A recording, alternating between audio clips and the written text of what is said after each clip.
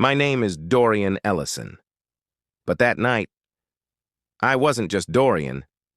I was her weird cousin. Isla's words, not mine. She said it with a lilting laugh, like it was a harmless little joke. But the way her friends, no, her colleagues, laughed, that told me everything I needed to know about the room I'd walked into. I'd paid for half the catering, the flower arrangements, the fancy signature drinks Isla insisted on to make the evening memorable. Memorable. For her, maybe. For me? I was the tag-along. The prop. The one she placed in the corner with a grin and a dismissive wave. Oh, that's just my cousin. He's a bit eccentric. From out west. I didn't correct her. I didn't crack a smile or fake a laugh. I stood there, glass of something fizzy in hand, and watched Isla work the room like a stage performer. She was good at this. Charming, magnetic. Eyes bright with manufactured interest as she asked about projects, quarterly targets, and the latest designer bag that really spoke to her. She'd cultivated that crowd carefully. Hand-picked, like she did everything else, until someone, some eager young exec with an expensive watch and a too-wide smile, asked, "So, what's your name again? And what do you do?" I could feel Isla's eyes on me before I even turned my head. Her gaze, sharp, expectant, almost pleading. "Don't say too much," that look said. "Don't embarrass me." I cleared my throat and let my voice carry just enough to reach the small circle around. "Me, Ellison," I said. "Dorian Ellison." The name landed like a spark on dry grass. A pause, a ripple. I saw Bertrand Wexley, her boss, the man she'd practically knighted in every dinner conversation, freeze, mid-drink. His eyes widened. He tried to hide. But I've sat in enough boardrooms to read panic." "Ellison?" he repeated, his voice low like he was testing a memory. "As in, Ellison Dynamics?" The silence that followed was sharp, like a knife's edge, the kind of silence that cracks masks. I didn't smile, didn't wink, didn't nod like this was all a show. I met his gaze, steady.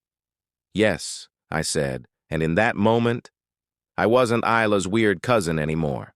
I wasn't the man in the corner. I was the name every single person in that room recognized, even if they hadn't known it was me. Wexley's hand trembled around his glass.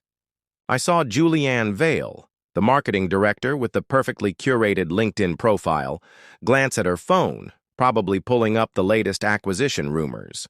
Greg Morrell, the VP of operations, the man who once called me Isla's silent partner in sweatpants, blinked like he'd just misread the entire world, and Isla, her smile wavered. Her voice, so confident just seconds before, faltered like a candle in a breeze. She stepped closer, trying to reclaim the narrative. "Oh, Dorian, I didn't realize you'd met Bertrand." Her tone was too bright, too cheerful. I could practically hear the gears turning in her head. I turned to her, slow, deliberate. "No," I said. "We haven't formally met." I let the pause hang there, long enough for her to hear the quiet power I carried in every room she'd tried to control. Wexley cleared his throat, voice trembling. "Ellison Dynamics is the parent company of—" He stopped, realizing too late that he'd said too much. I didn't fill the silence for him. Let the room do that. Let the weight of my name and what it meant settle into every corner of the space she used to dominate so effortlessly. Isla's lips pressed into a tight line.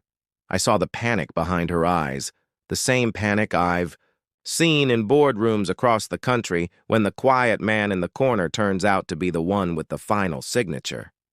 I didn't need to raise my voice. Didn't need to flash credentials or drop revenue figures.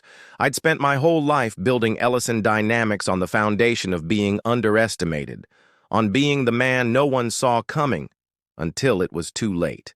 And that night, at Isla's, carefully curated party.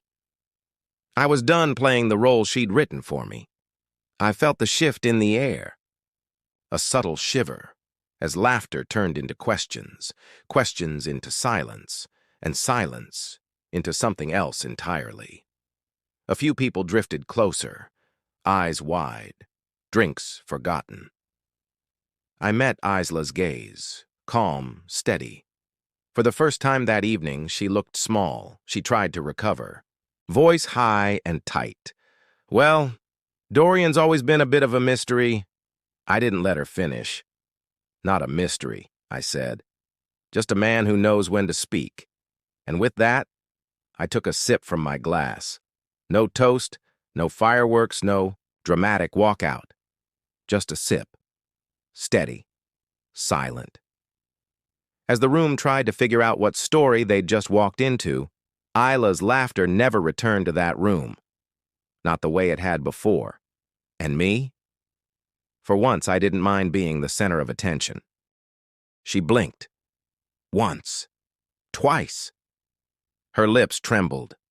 The room was still, watching. The tension so thick. I felt it pressing against my skin. She tried to smile, but it came out twisted. A forced curve that didn't reach her eyes. We should talk. About this. Maybe later, she said, her voice bright, but hollow. I nodded slowly. Maybe. But I knew. The story had already shifted, because the man she'd tried to keep in the shadows had stepped into the light, and the cracks in her curated perfection were too wide to fix.